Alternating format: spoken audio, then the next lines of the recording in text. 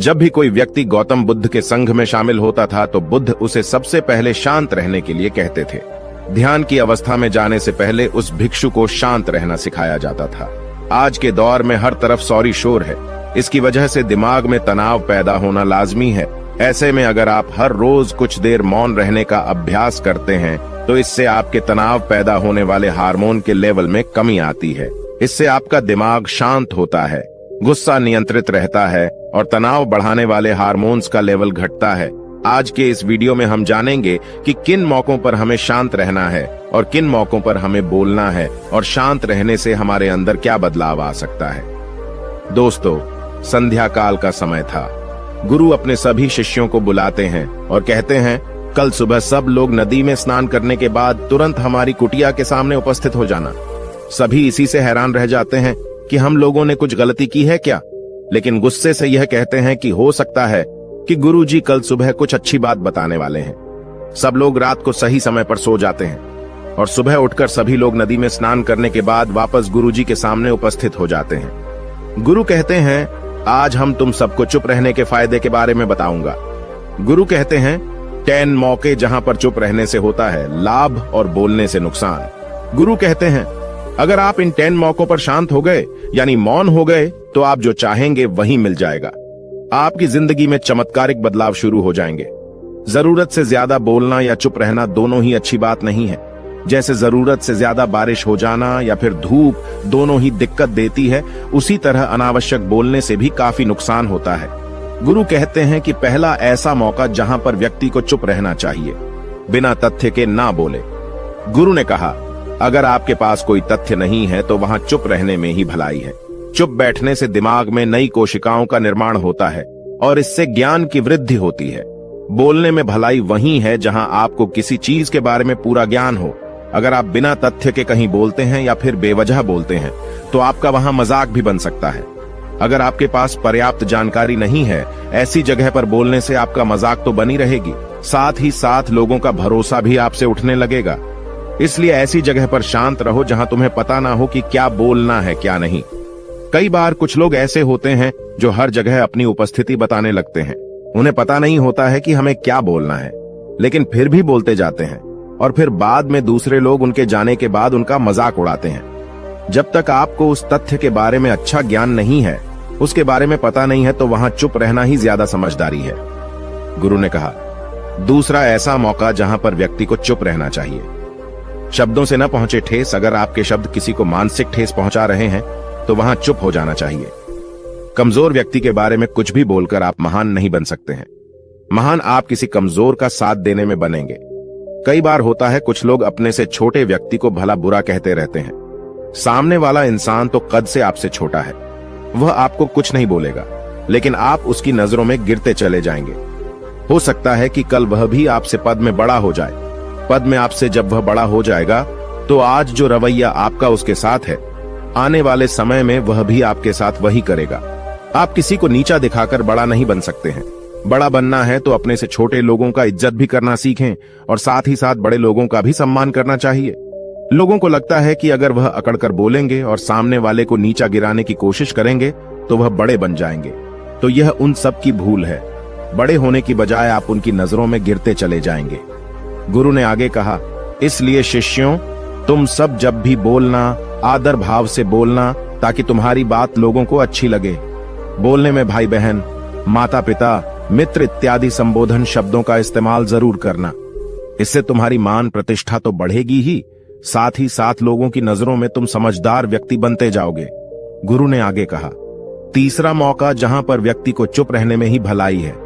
क्रोध या घृणा करने वाले लोग, जब कोई अपना या सगा संबंधी आप पर क्रोध कर रहा हो, आपका अपमान कर रहा हो, तो आपको उस वक्त चुप रहना चाहिए ताकि सामने वाले का गुब्बारा पूरी तरह से फट जाए।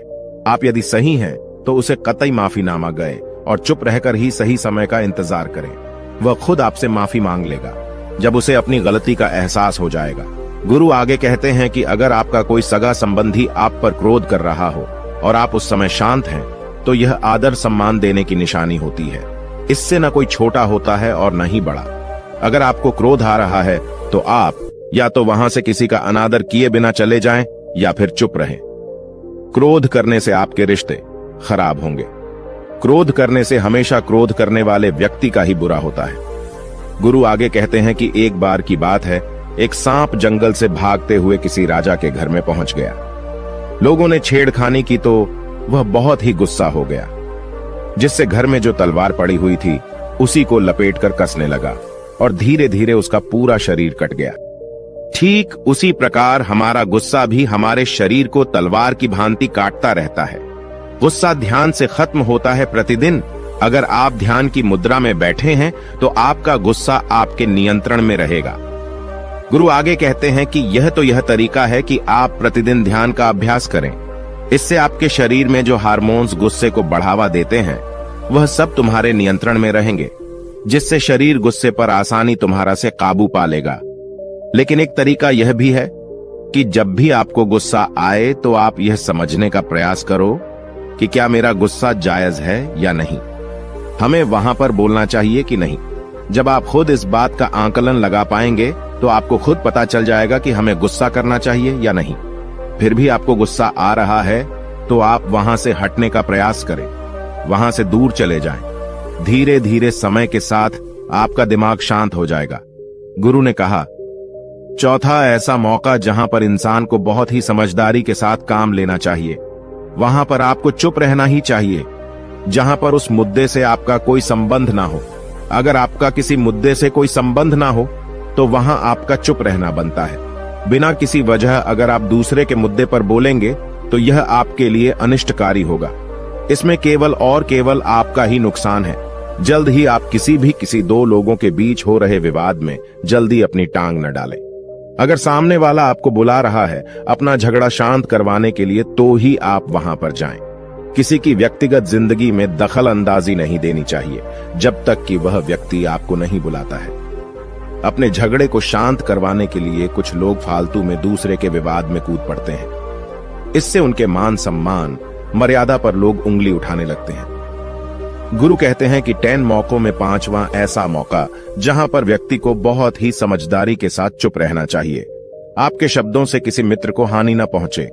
अगर आपके शब्द सामने वाले के परिवार या मित्रों की प्रतिष्ठा के बारे में बुरी झलक दिखा रहे हैं तो आपको चुप रहना चाहिए। किसी के परिवार या फिर मित्र के बारे में बुरा बोलने से केवल आप ही बुरे बनेंगे। जो चीज आसानी से खत्म की जा सकती है उसे अपने शब्दों से बड़ा न करें। बिना चिल्लाए बात करने का प्रयास करते रहना चाहिए। अगर आप बिना चिल्लाए कोई बात नहीं कह सकते तो आपका चुप रहने में ही भलाई है। किसी पर चिल्लाने से आपके व्यवहार के बारे में पता चलता है। ज्यादा बोलने से चीजें हमेशा खराब ही होती हैं। कई बार कुछ रिश्ते ज्यादा तेज बोलने की वजह से टूट जाते हैं। इसलिए अपनी आवाज में मीठापन लाएं। आपके शब्दों से आपके दोस्त को हानि नहीं पहुंचनी चाहिए। कभी कभी दोस्तों के जब हम मजाक हैं तो रहे कि आपके शब्दों से किसी का अनादर ना हो।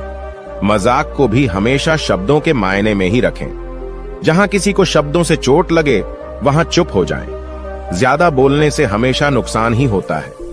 किसी और की प्रतिष्ठा को अपने शब्दों के माध्यम से उसे हानि नहीं पहुंचानी चाहिए। यदि आपके शब्दों से किसी और की प्रतिष्ठा को ठेस पहुंच रही है तो वहां आपको चुप हो जाना चाहिए। जब कोई व्यक्ति आपके सामने नहीं है तो आप उस व्यक्ति के बारे में बुरे शब्द किसी तीसरे व्यक्ति के सामने न बोलें। गुरु कहते हैं, छठा मौका जहां पर व्यक्ति को चुप रहना चाहिए, जब कोई कर रहा हो किसी की बुराई। जब कोई आदमी आपके सामने किसी तीसरे आदमी की बुराई कर रहा हो तब तुम्हें चुप रहकर बस सुनना चाहिए। अपनी राय व्यक्त नहीं करना चाहिए, क्योंकि जो आज आपके सामने किसी तीसरे की बुराई कर रहा है वह कल किसी और के सामने आपकी बुराई भी कर सकता है। यदि आपने कुछ कहा है तो नीति शास्त्र के अनुसार जो अपने मुंह को बंद रखता है और बुद्धि से काम करता है वही इंसान समझदार होता है। बिना जरूरत के बोलना, किसी के बारे में किसी के बीच में बोलना यह गलत बात है। कभी कभी हमारे लिए बुद्धिमानी इसी में होती है कि हमें अपना मुंह ऐसी जगह पर नहीं खोलना चाहिए। गुरु आगे कहते हैं कि 10 मौकों में 7वां ऐसा मौका जहां पर व्यक्ति को चुप रहना चाहिए, जब कोई नहीं समझे आपकी भावना। यदि आपको लग रहा है कि कोई व्यक्ति आपकी भावना, दुख या परेशानी को शब्दों में नहीं समझ रहा है, यदि आपको लग रहा है कि सामने वाला व्यक्ति आपकी भावना या दुख को या आपकी जो परेशानी है उसको वह समझ नहीं पा रहा है या समझने का प्रयास ही नहीं कर रहा है या वह आपको ध्यान से सुन ही नहीं पा रहा है, तो ऐसे व्यक्ति के सामने आप चुप ही रहें। क्योंकि ऐसे लोगों को आपकी भावना या दुख से कोई मतलब नहीं होता है। ऐसे लोगों को अपना राज बताकर आप पछताएंगे ही बाद में। इसलिए हर किसी को अपने मन की बात नहीं बतानी चाहिए। अगर आपको लग रहा है कि सामने वाला आपकी बात को नहीं समझ पा रहा है, आपकी भावनाओं को नहीं समझ पा रहा है, तो वहां पर आपको नहीं बोलना चाहिए, क्योंकि आज में आपका मजाक ही बन जाएगा जब आपको लगने लगे कि सामने वाला आपकी भावनाओं को ठीक तरीके से समझ रहा है। आप जो कह रहे हैं वह ठीक से सुन रहा है, तभी आप उसे अपनी बात कहें। गुरु कहते हैं कि 8वां मौका जहां पर आपको चुप रहना चाहिए, जब कोई इंसान अपना दुख व्यक्त करे। यदि कोई इंसान अपने दुख या परेशानी को आपको बता रहा है, तो इसका मतलब यह है कि वह आपको अपना समझ रहा है। ऐसे में तुरंत ही उसे समाधान बताने के बजाय चुप रहकर उसके दुख या समस्या को सुने। उसके दुख या समस्या को किसी और को न बताएं। वह इसलिए नहीं बता रहा है कि उसकी समस्याओं का समाधान कर देंगे, बल्कि वह इसलिए भी बता रहा है कि सामने वाला उसकी बात को समझ रहा है। कई बार बताने से दुख कम हो जाते हैं। आपको अपना दुख इसलिए बता रहा होगा कि उसे लग रहा है कि आप उसकी बात को समझ रहे हैं। दुख बांटने से कम हो जाता है। इसलिए जब कोई व्यक्ति अपना दुख आपसे व्यक्त करे, तो आप चुप मारकर उसकी बात को बहुत ही ध्यान से सुनें, ताकि उसके दुख कम हो जाएं। उसके मन का बोझ हल्का हो जाए, क्योंकि उसके मन में जो भी बातें थीं, वह आपको सब बता दिया। गुरु आगे कहते हैं कि 10 जगहों में 9 ही ऐसी जगह जहां पर आपको चुप रहना चाहिए। जहां पर दुष्ट प्रकृति के लोग रह रहे हों और गाली गलौज कर रहे हों, तो आप वहां पर मत जाइए। ऐसी जगहों से आप चुपचाप निकल जाएं, अर्थात अपनी प्रतिक्रिया दिए बिना आप वहां से चले जाएं, क्योंकि जिसकी जुबान खराब होती है, जो दुष्ट प्रकृति के लोग होते हैं, उनको आप ऐसे समय में नहीं समझा सकते हैं। जब उनका दिमाग पूरी तरह से शांत हो जाए, तभी वह आपकी बात सुनेंगे। इसलिए जहां पर दुष्ट प्रकृति के लोगों आपकी बात को न मानते हों और न ही सुनते हों, तो आपको वहां पर नहीं बोलना चाहिए। गुरु कहते हैं कि 10 माह ऐसा मौका जहां पर आपको शांत हो जाना चाहिए। अपनी सफलता का राज हर किसी को न बताएं। कई बार होता है कि कुछ लोग जो सफलता को बहुत ही जल्दी अर्जित कर लेते हैं, वे हर जगह अपनी सफलता का ढिंढोरा पीटने लगते हैं। ऐसे में क्या होता है कि कई लोग आपकी सफलता से खुश नहीं होते हैं। अगर आप अपनी सफलता का जबरदस्ती लोगों में ढिंढोरा पिटवा रहे हैं, तो लोगों की नकारात्मक ऊर्जा आपको प्रभावित कर सकती है। जब आप सफल होंगे, तो सबको पता चल जाएगा कि आप सफल हो गए हैं। ढिंढोरा पीटने से नुकसान आपका ही होगा। इतना कहकर गुरु ने कहा, शिष्यों, आज के लिए बस इतना ही। अगर तुम सब मेरी इन 10 बातों को अपने जीवन में अपना लेते हो, तो तुम सब काफी हद तक परेशानियों से बचे रहोगे। यहाँ से जाने के बाद मेरी यह बातें आपके जीवन किसी वरदान से कम साबित नहीं होंगी। दोस्तों, मुझे उम्मीद है इस वीडियो से आपको बहुत कुछ सीखने को मिला होगा। अगर हमारे वीडियो पसंद है तो चैनल को सब्सक्राइब करें